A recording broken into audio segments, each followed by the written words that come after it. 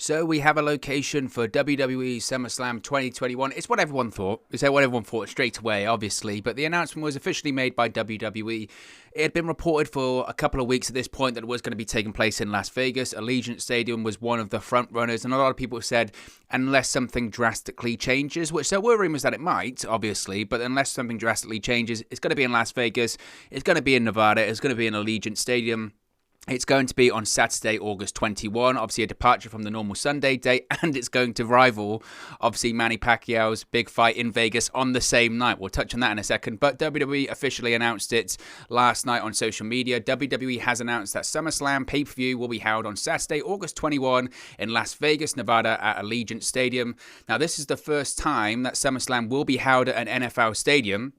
The Allegiant Stadium is host to the Las Vegas Raiders.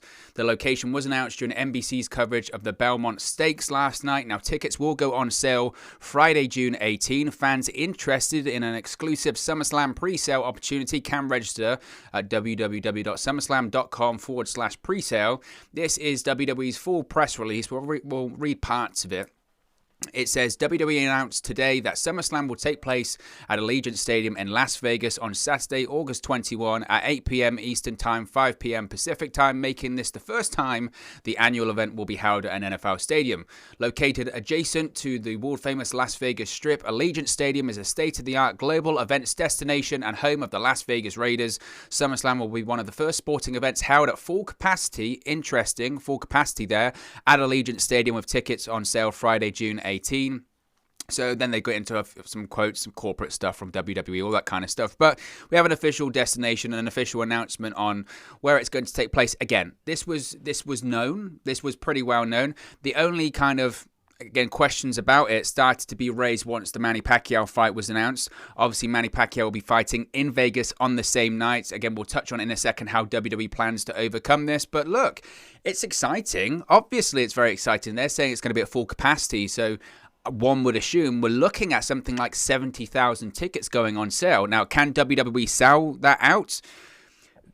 They're very insistent on mentioning here, because they've mentioned it in all of the advertisements and they announced it in the press releases as well. They were very, very, very keen on making sure people knew that this was a summer destination.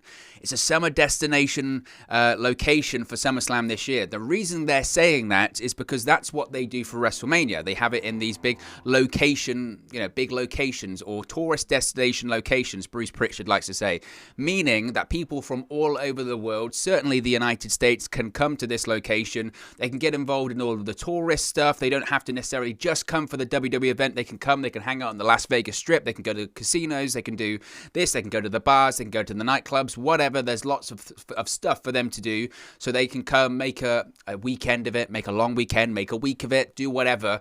That's what WWE is looking to capitalize on there. And essentially, look, we had WrestleMania earlier this year. We did. It's a fact. It's in the history books, and we had a limited capacity of fans at Raymond James Stadium. But frankly, SummerSlam is WWE's true WrestleMania this year. SummerSlam is WWE's true stadium show. It's going to have, they hope, around 70,000 people there. I'm sure they'll have a load of events there. They're going to have a ton of big stars returning at that event, whether it's John Cena, Goldberg, Brock Lesnar, all of these big stars, Becky Lynch, all possibly could be returning for this event. This is the big one for WWE this year. This is why they want to have it in a stadium. This is why they want to have all of these people come. This is why they're having it in a tourist summer location, destination, whatever they're wanting to call it. So the announcement wasn't necessarily super surprising. Frankly, people expected it. It had been widely reported for a while. The only reason that there was any kind of, well, will they, won't they, will it actually be in Vegas? Have they changed things? Because reports indicate that nothing officially was signed with Allegiant Stadium in Vegas until only a couple of days ago, which is why they delayed the announcement.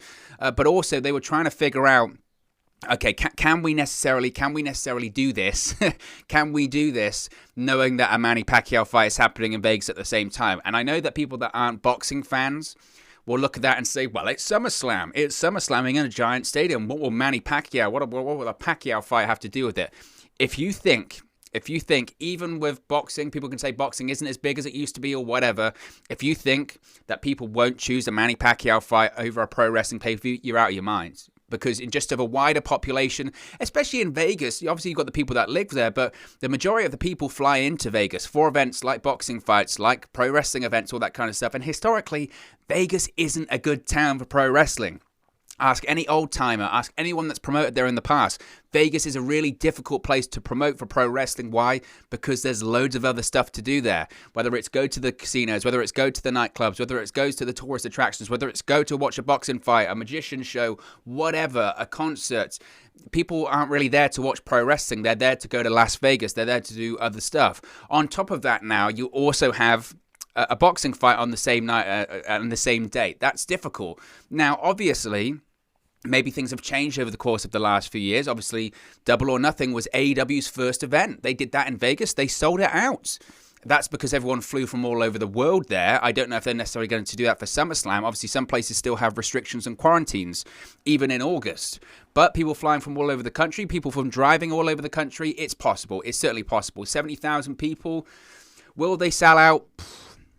They'll get a lot of fans there. I don't know if they'll necessarily completely sell out in terms of everyone being paid. I'm sure there will be some comps, and I'm sure there will be the WWE inflated number that they always do when they go, well, you know, there was excuse me, there were other people there. There was people, you know, the ticket holders and the ticket vendors and the people cleaning up the seats, the people handing out the popcorn. They all count because that's what Vince McMahon does.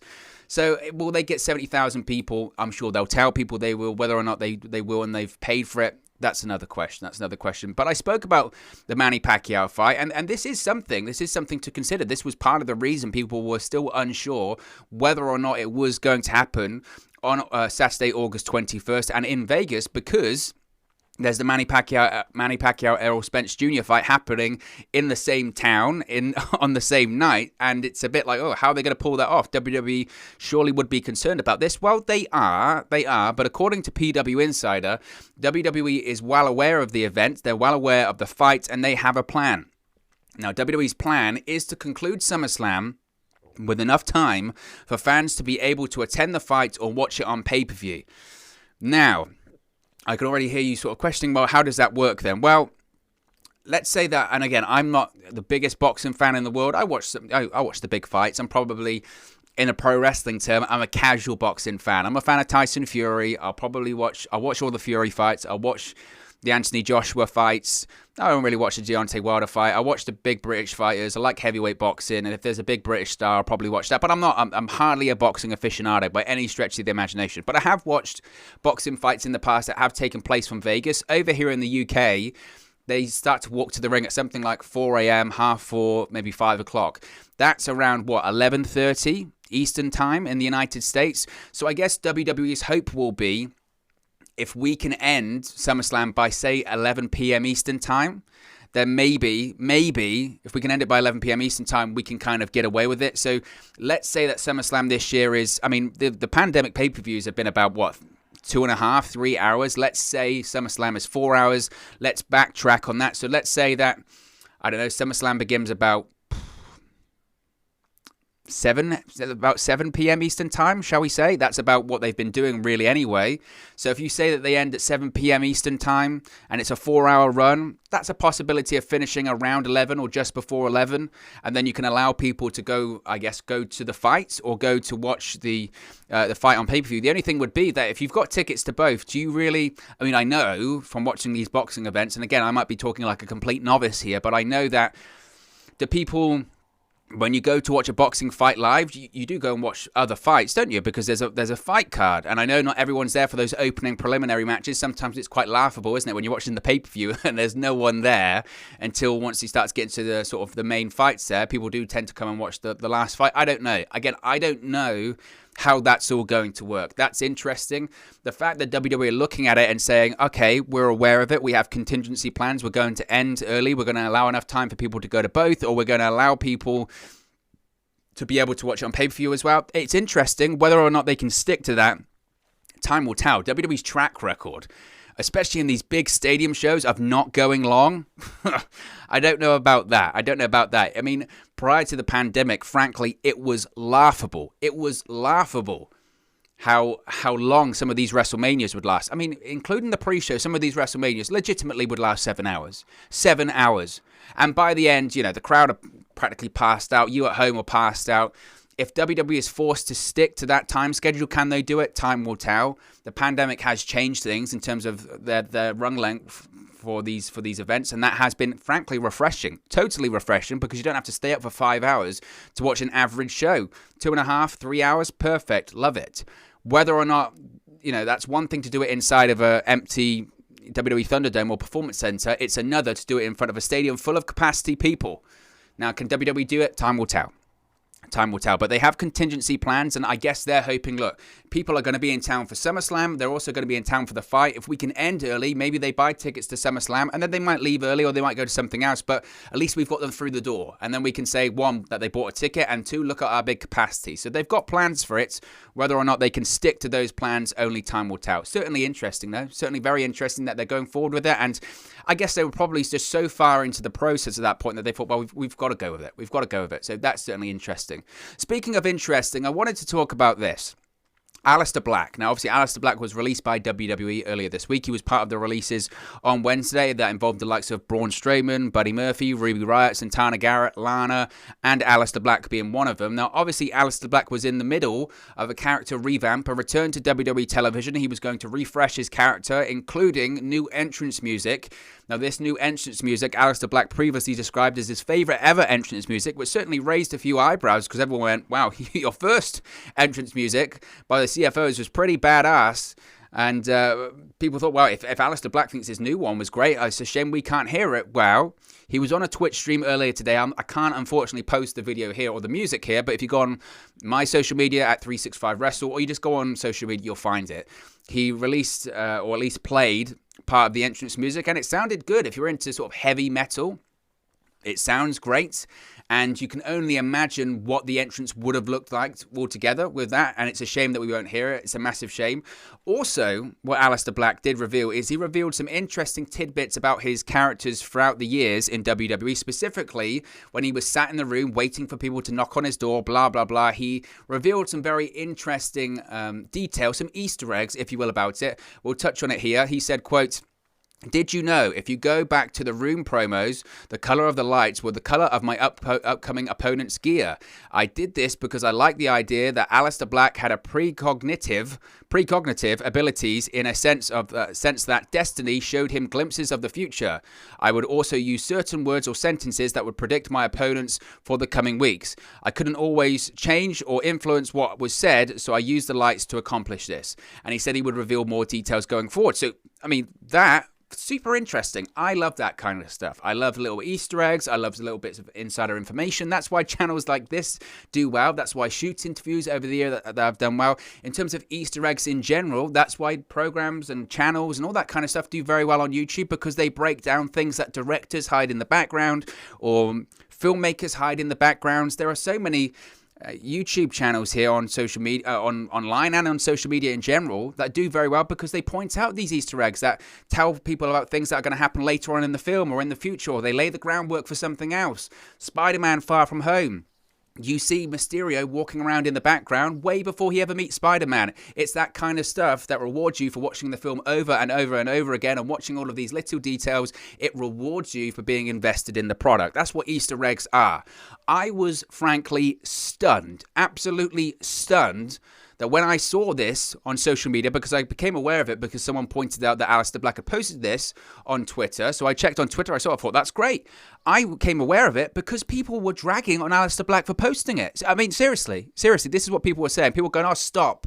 It's so cringe. Get over it. Or stop revealing information. Stop revealing insider stuff. Or just get over it. Stop trying to reveal secrets. Or stop being cringe. Or people think this is creativity. People think this is character development. Oh, he just happened to use different color lights. Oh, blah, blah, blah.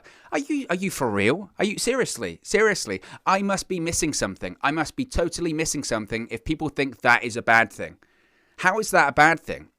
What, you're just telling them, don't be creative. Don't be creative at all. Just do what you're given. Move on. But what? Oh, heaven forbid Aleister Black tries to do something a little bit creative. Tries to do something that rewards fans for paying attention. The whole point when you're doing a promo is to captivate people, hype up what you're meant to be doing. And if you're an avid viewer, if you're looking in the background going, I wonder if they're telling us a hint. I wonder if they're telling us something else. I wonder if this means something else. When he said this, did he actually mean that? Is he hinting at this? That's called investment in a character. If you lay all of these different layers, you reward fans for being invested. That's how promos work. That's how films work. That's how any scene in entertainment works. And people are criticizing Aleister Black for this. Are you crazy? Seriously? You're criticizing someone for being creative. We know WWE is one of the most creatively stifling environments in pro wrestling. Wrestlers complain about it all the time, that they want to do things, but they can't. Writers are told, sorry, notes from VKM, this is what happens, this is what you have to do. Or you have to only use these words. Aleister Black said it there. I could only use certain words, so I decided to try and tell a message through the lighting. He's trying to be so creative, he's using different colored lighting to predict the future or give you hints as to what's to come. Come on, that's creativity. That's different layers of storytelling. That's taking interest in what you do. That's taking pride in what you do. And people have the nerve on social media to criticize Aleister Black for that. Are you crazy? Are you serious? Seriously? Oh, let's just stomp out creativity while we're at it. Oh, you can't be creative. You can't have a layered character. You can't have different kinds of storytelling. I mean, ridiculous. And people are going, oh, just stop. It's over. It didn't happen. Well, it's Easter eggs. It's insider information. It's information that didn't happen. Some of the best stories are what if, or this nearly happened. Civil War for the Captain America film, Marvel, MCU, Civil War. Iron Man wasn't meant to be in that originally, and then eventually they got him in there. It's a great story. It's a great what if. Yeah, that's how these channels work. Here on YouTube, some of the biggest channels break down Easter eggs, little informations, number plates in certain Marvel films or DC films that reference the comics that these characters first appeared in. People love that. They get millions and millions and millions of views because people are interested. And filmmakers love to reward fans for being invested in the product, and it's the same here. Aleister Black, you call him what you will, he's a wrestler, he's a sports entertainer, he's an artist, he's whatever. He's taking pride in what he's doing. He's trying to make it interesting. He's trying to have layers. He's trying to post in Easter eggs. That's good storytelling. That's good filmmaking. That's good television. And you want to criticize him for that? You want to criticize him for being creative?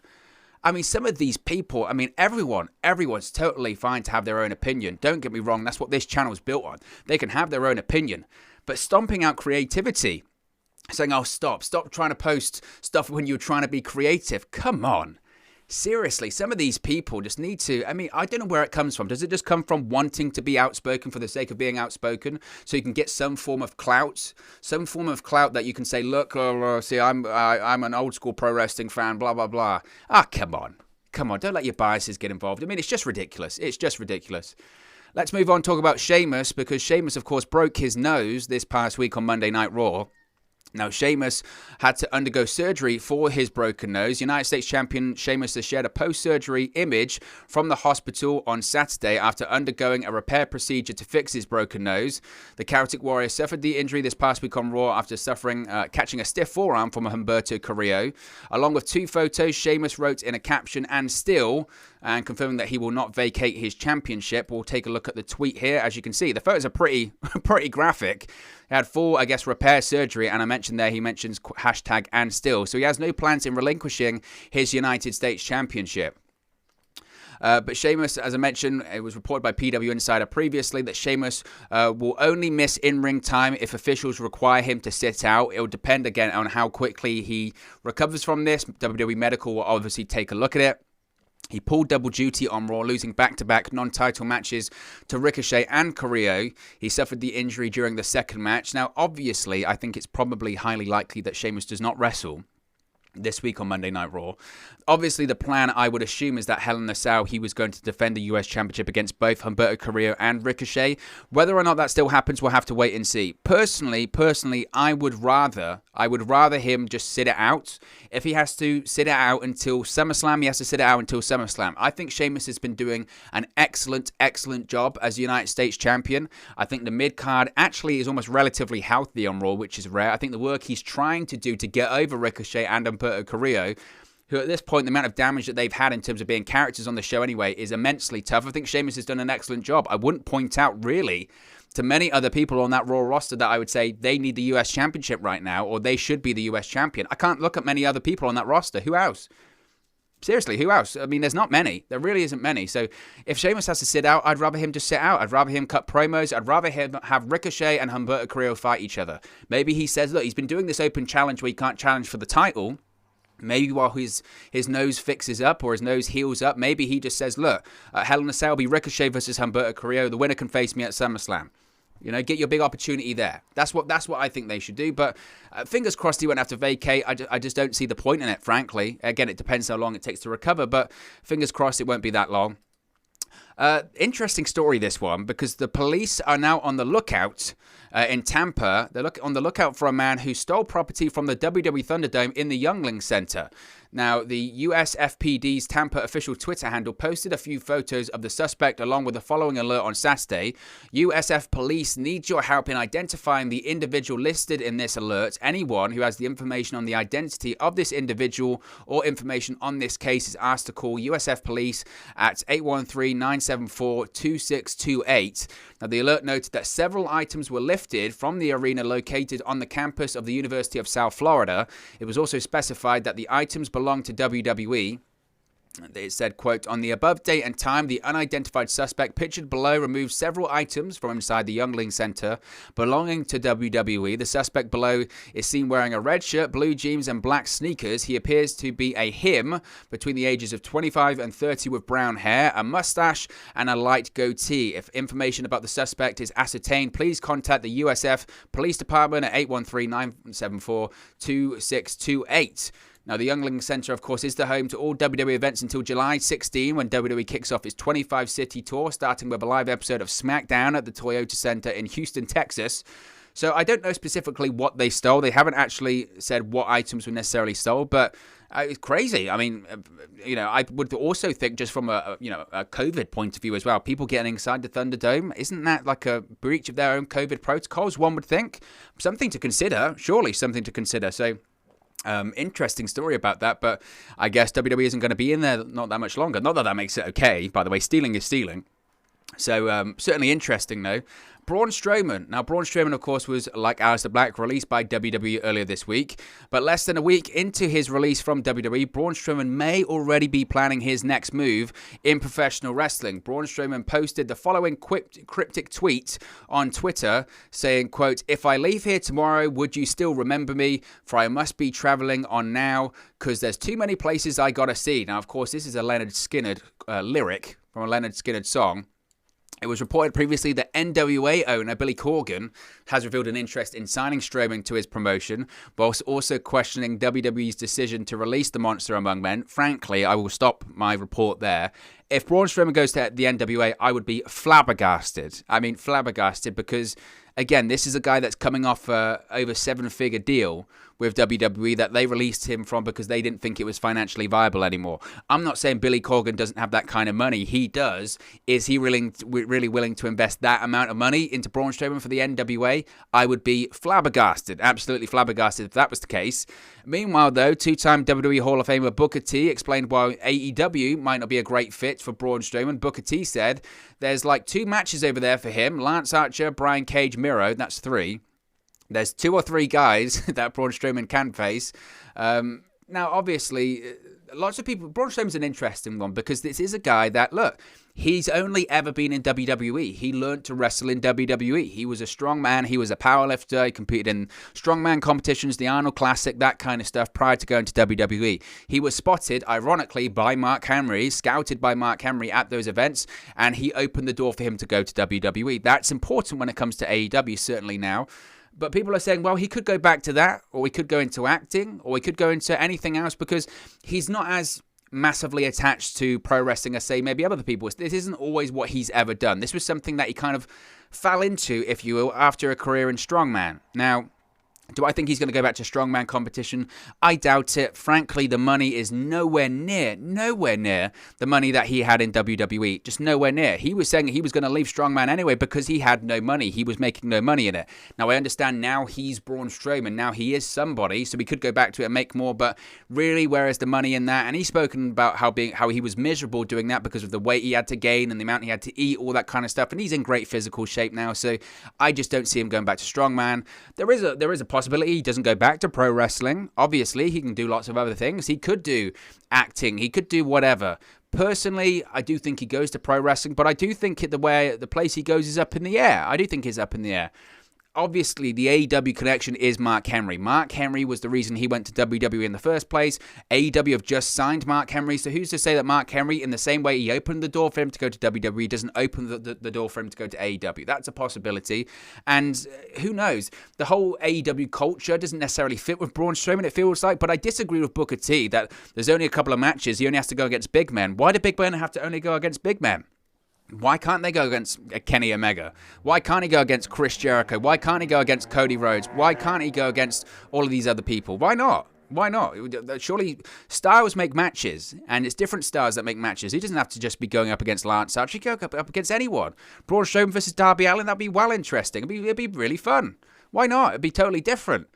So who's to say he doesn't go there? I mean, if this was, no pandemic right now, first of all, he wouldn't be released. But if this was no pandemic right now, I would have said he goes to New Japan. I still think that's a possibility. But look, Braun Strowman's post-WWE career is going to be fascinating for a variety of reasons. I'm still saying that he could go back to WWE before he goes anywhere else. I wouldn't be surprised if in a year's time, 18 months' time, he returns to WWE just on a lesser contract. That's WWE's business. So, I would not be surprised in the slightest if that's what they do. But Braun Strowman's post-WWE career is going to be very interesting nevertheless. Finally, I do want to talk about this because I find it always interesting when this matter is brought up. Maria Kanellis, former WWE superstar Maria Kanellis, recently had an interview with Women's Talk Wrestling to talk about women's wrestling. Currently, of course, Maria is with Ring of Honor. Now, obviously, she was with WWE during the time in which they did the Women's Evolution pay-per-view, the all-women's pay-per-view, the first time WWE have ever done this, and at the moment, the last time they've ever done this. Now, Maria Kanellis revealed in this interview that she had been told recently by a recently fired WWE higher-up that the all-women's pay-per-view Evolution was never going to happen again. Now, since leaving, Maria Kanellis believes it will happen again due to wrestling fans wanting it so much. This is what she had to say, quote, "I was told it's never happening again." That was from Mark Carrano.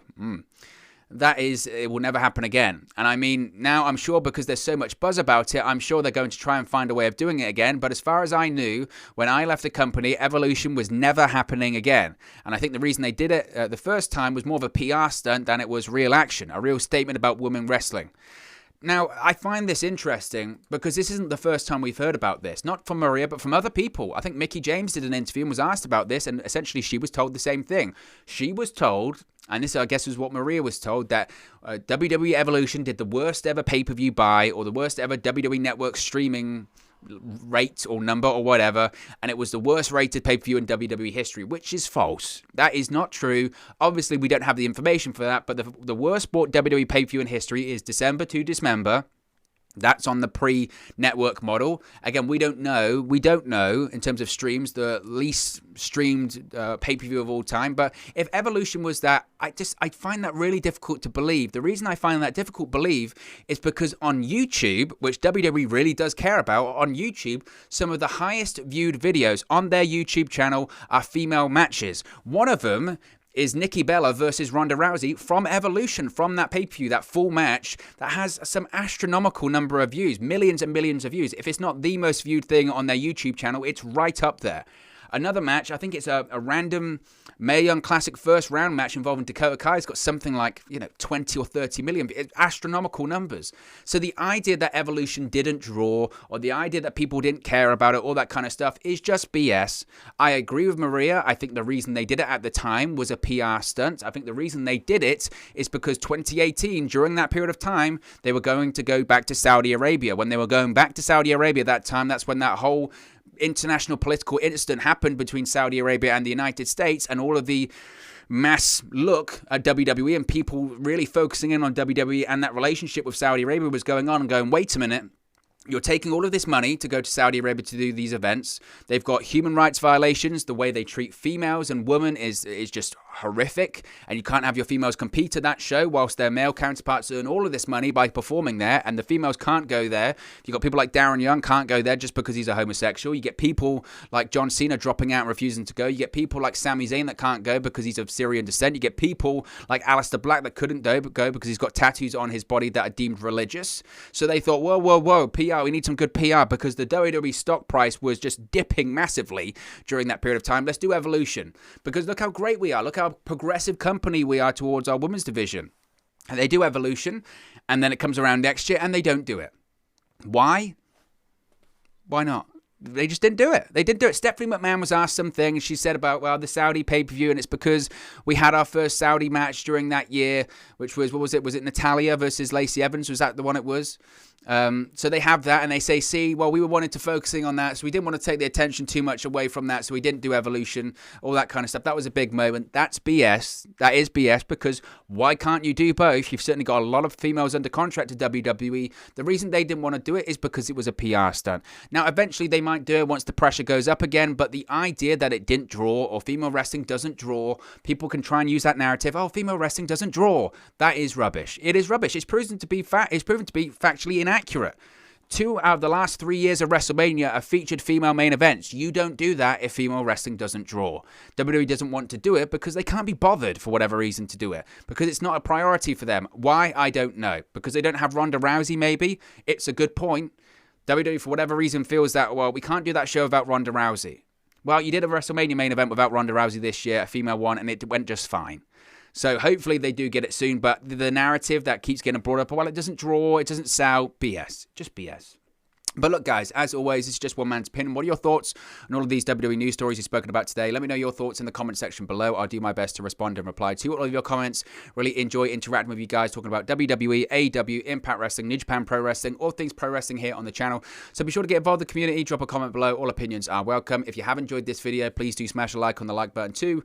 Really does help us out here on YouTube. Go up the rankings and get into people's recommendation feeds if they haven't seen our videos previously. But most importantly, if you haven't already, please do subscribe to Wrestle News 365. You can do that by clicking the bottom right corner of the screen right now, or if you wait a few seconds, there'll be a subscribe button at the end of this video along with another video for you to watch. Thank you very much for watching, listening, streaming, or have you come across this video today, and I'll speak to you again very, very soon. Hey guys, thank you for watching, listening, streaming, or however you come across this video today. Be sure to click on the video on the right there to watch our next video, or click the bottom there to subscribe, or the bottom right hand corner. Thank you very much, and I'll speak to you again very soon.